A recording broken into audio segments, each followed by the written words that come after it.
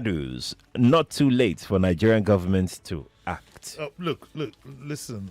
I want us to listen and listen good. A crime has been committed and the man has been found guilty. Not one person has ever thought about what is going to happen to that young man of whether he's 21 or whatever his age is. He's the one that is most bruised in all this now. Has anybody ever thought of that?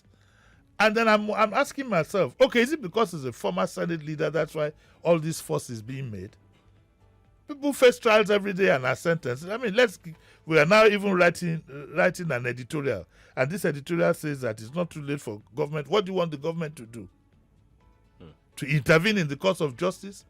That justice is also fighting for a fellow Nigerian.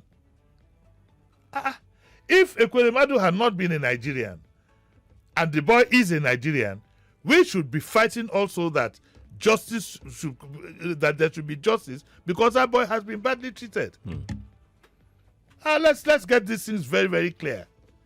I'm sorry for him and I'm sorry for the circumstances, but for me, a life is a life. Whether it's the life of the boy or his daughter or whatever. If he thought back well enough, there are other ways this thing could have been done without tricking a boy all to the UK. During the trial, it was shown that he never even met the boy.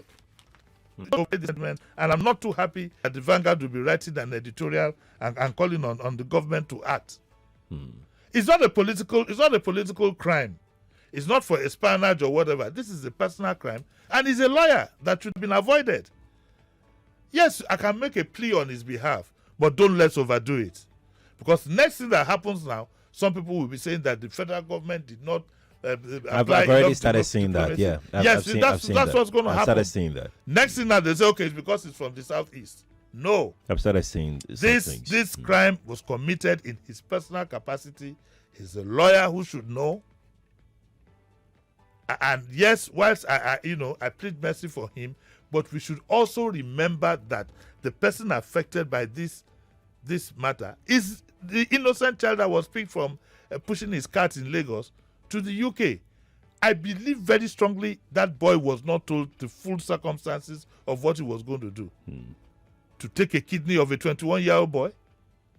I mean, let's get real and let's get unduly sentiment. If he wasn't a former deputy president of the Senate, would all this, if it was a Jimmy Disu, would anybody be asking government to this thing? Why not let no? So that God catch him. So let's get real, and I don't support this editorial at all. You can plead all you want. Obasanjo has written a letter, fair enough, letters to lighten his sentence. Senate, ECOWAS. But don't let's push the federal government. There are so many things. The federal government has to take care of 200 million people. 200. We haven't finished evacuating our citizens in Sudan.